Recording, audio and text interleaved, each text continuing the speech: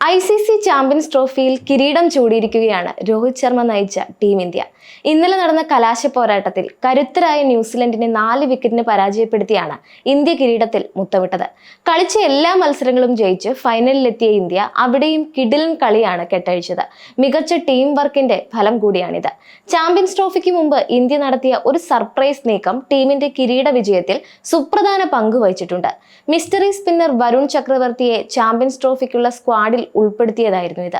നേരത്തെ champions ട്രോഫിക്കുള്ള preliminary സ്ക്വാഡിനെ പ്രഖ്യാപിച്ചപ്പോൾ Varun ചക്രവർത്തിക്ക് ഇടമുണ്ടായിരുന്നില്ല.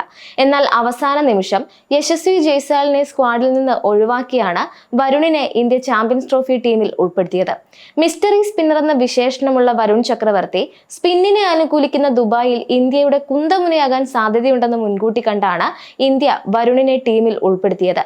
എന്നാൽ ജയ്സ്വാളിനെ ഒഴിവാക്കി സ്പിന്നറായ വരുണിനെ ഉൾപ്പെടുത്തിയതിൽ ക്രിക്കറ്റ് പ്രേമികൾക്കിടയിൽ വിമർശനങ്ങൾ ഉയർന്നിരുന്നു.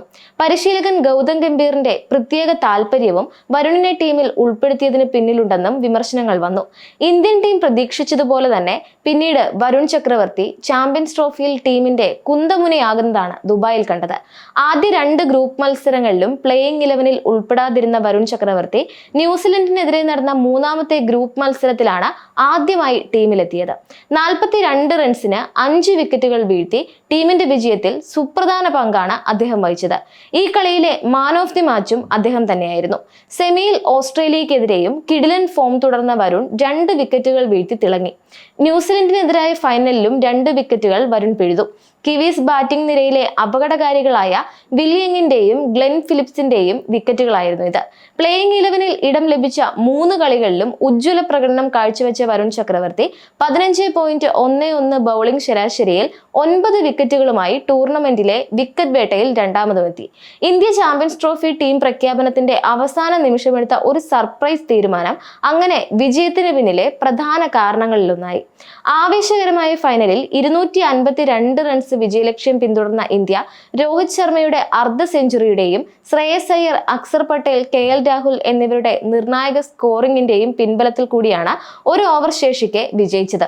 ഒരു വർഷത്തിനുള്ളിൽ ഇന്ത്യയുടെ 2ാമത്തെ ICC ടൂർണമെന്റ് കിരീട നേട്ടമാണിത്.